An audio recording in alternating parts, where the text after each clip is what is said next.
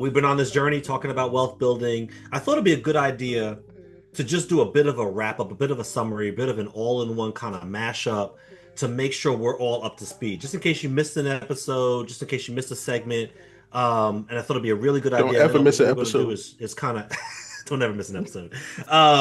So what I thought about was, hey, there are three basic, essential money mistakes that you have to avoid. And I'm talking really specifically, like laser focused on our 20 somethings, right? You're 23, 25, 28, maybe young 30s, trying to get yourself straight. Three things you got to avoid, right? The number one, what we call lifestyle creep. What does that mean? Lifestyle creep is you're living, maybe you get a little bit of a raise, and instead of taking that little bit of a raise, or maybe you change jobs, now you're making more money, whatever it is, instead of taking that little bit of extra money and doing something really super productive, like establishing an emergency savings or paying down some credit card debt or putting some money aside for a child's education, wherever, right? Instead of that, what we instead do is we decide, hey, now I can afford that new apartment, or now I can afford that car, and so you take that extra money and you put it into more expenses, more liabilities, more depreciating assets. That's one thing, right? Lifestyle creep, spending everything you earn. You've got to create a gap between what you earn and what you spend, what you earn and what you spend.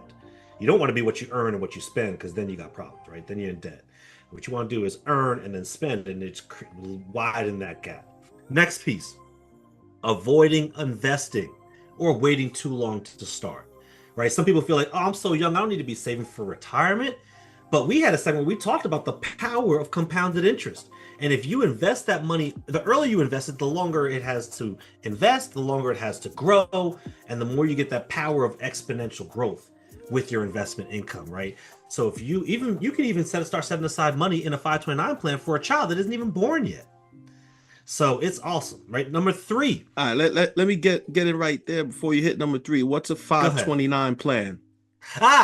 Okay. 529. We should probably get into that. 529 plan is an account that you can set up for a child. It doesn't have to be your child, but the idea is set up for a student to be able to go to school. And what happens is the power of the 529 plan, as long as the money is used for education, is that as you invest it and it grows, when you pull the money back out to spend it on education, you don't have to pay taxes on the growth, on the earnings of the portfolio. So let's say you invested $100 a month for 5, 10 years, and now your child wants to go to private, you want to send your child to private school, right? What we were talking about earlier in terms of putting our children in maybe a same-sex private school, things of that nature, to help them excel in education. So now you want to put them in private school, or you want to send them to college. When you pull that money out, if you accumulate the money you put into the account, let's hypothetically say you put in $15,000. I'm just using really round numbers, but it's grown to be $35,000 because of how long you've been investing and how well the market's performed. That difference is $20,000. If it's not in a 529 plan, but it performed the same way, you now have to pay taxes on the $20,000. And that taxes is at your regular tax rate, which might be 20%, 25%, 30%, all the way up to 39.7%. So the government's taking that money that you set aside for your education of your child. But if you put in a 529 plan, none of the money goes to the IRS. It goes to the education of your child. So that's the power of the 529. Can I use that money and send the kid to the school of hard knocks? Or no. Okay. That's where you roll dice to pay your tuition. But you can but you can send them you can use that money and send your child to like a trade school. You can send anything that's going to help them enhance their skills to be able to be more productive in society and self-sufficient. And you say you can do that before the child is born? You can set it up before the child was born. You do have to name a beneficiary. So you can name your spouse as a beneficiary, you can name a relative as a beneficiary, and then as you're the owner of the account, so you can change the beneficiary when your child is born. Okay. All right. So what's third step piece, three? real quick. Step three is ignoring high interest debt. We spent a lot of time talking about this. Credit cards, but not just credit cards, car notes. Right? You go and you buy that used car, but if it's more than 3 or 4 years old before you buy it, yes, you're saving money on the car, but if you still need a loan to get that older used car, they're going to jack up that interest rate on you. That's another hidden secret, right? So if you're paying 9, 10, 12, 15%, let's say, on a car note, that's just as bad as paying, 28, maybe even, 28, 30% on a credit card. So ignoring high interest debt. If you have the debt, if you have to take the debt, then you've got to have a plan to pay that debt down, get yourself back to zero, get your credit right. And that way, if your credit's right and you're making good money, then you'll be able to demand and command the best rates when you do have to borrow, and hopefully for productive reasons. So those are the top 3 mistakes. All right, now, y'all, what you got for me? What kind of questions? What do we got? Well, I got one because I think. Oh, I'm sorry, Professor. Go ahead, shoot. So my question is because I think a lot of people, it's like you're already kind of like your boat's already taking water, and you're trying to get that water out, and more water's coming in. So I think that's the average person. Like you have some debt, you're trying to get rid of it. Whatever prices go up, something happens, an emergency happens, you have to use your savings on that. What's your advice for that person? So I'm gonna get preachy on you here in a second, but you asked the question, so it's your fault. There is a parable in the Bible, in the New Testament, where it's called the parable of the talents, where a wealthy man gives talents or gives money to 3 different people. He gives 1 talent to one, 5 to another, and 10 to the third. And what happens is when they come back, he wants them to give an account for what they did with the talents. Yeah.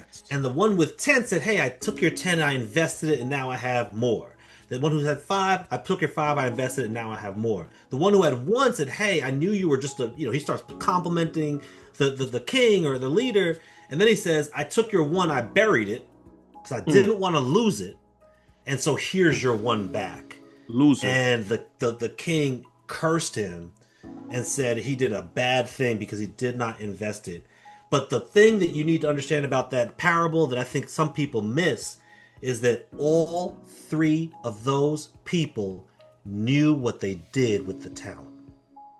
They had an accountability. Even the one who was cursed, he knew what he did with it and he could produce it back.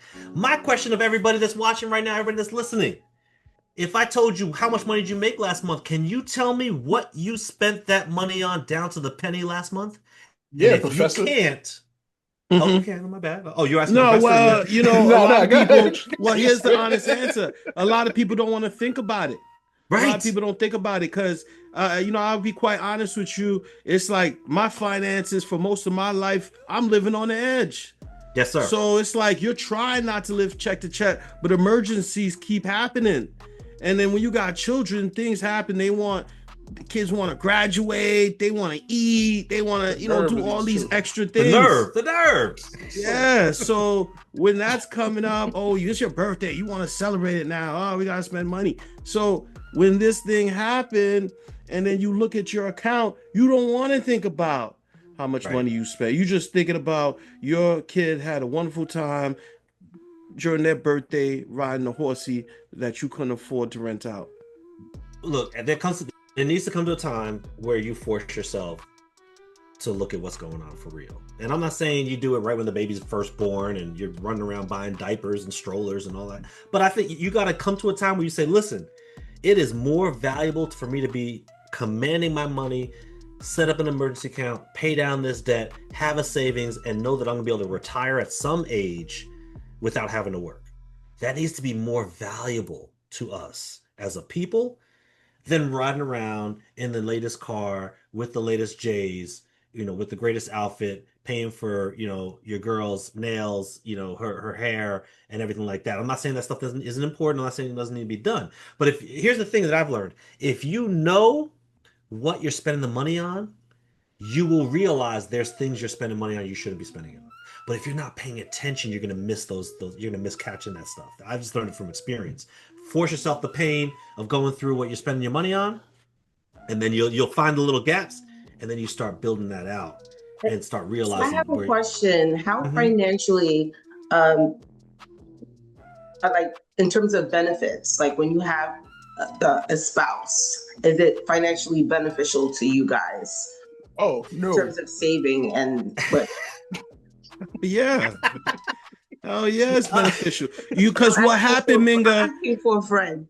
Okay, what happened, Minga, in the 1970s when women started to go to work in mass? Because before the 1970s, a lot of women were home. A lot of people wouldn't even hire women to work. Right.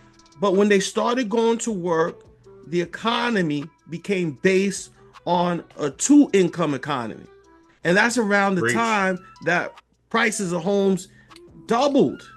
Because there are two of you working now, so both of you can put in. So women going to work was good, but it kind of made everything more expensive.